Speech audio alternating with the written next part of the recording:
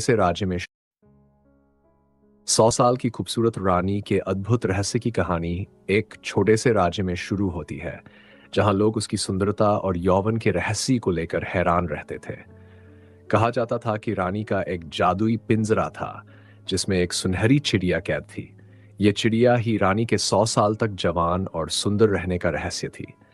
हर पूर्णिमा की रात रानी उस पिंजरे के सामने बैठती और मंत्रों का जाप करती, जिससे उसकी ऊर्जा और सुंदरता बनी रहती। पर एक दिन एक साधु ने राज्य में आकर बताया कि अगर इस चिड़िया को आजाद न किया गया तो राज्य पर बड़ा संकट आएगा। रानी के सामने मुश्किल खड़ी हो गई, अपनी सुंदरता बचाए या राज्य को विनाश से बचाए। अंततः रानी ने चिड़िया को मुक्त कर दिया।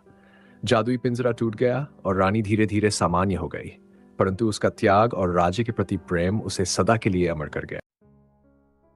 100 साल की खूबसूरत रानी के अद्भुत रहस्य की कहानी एक छोटे से राज्य में शुरू होती है, जहां लोग उसकी सुंदरता और यौवन के रहस्य को लेकर हैरान रहते थे।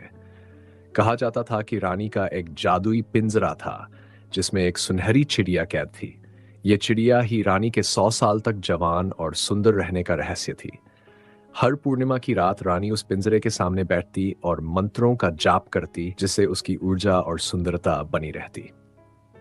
पर एक दिन एक साधु ने राज्य में आकर बताया कि अगर इस चिड़िया को आजाद न किया गया तो राज्य पर बड़ा संकट आएगा। रानी के सामने मुश्किल खड़ी हो गई, अपनी सुंदरता बचाए या राज्य को विनाश से बचाए। अंततः रानी ने चिड़िया को मुक्त कर दिया।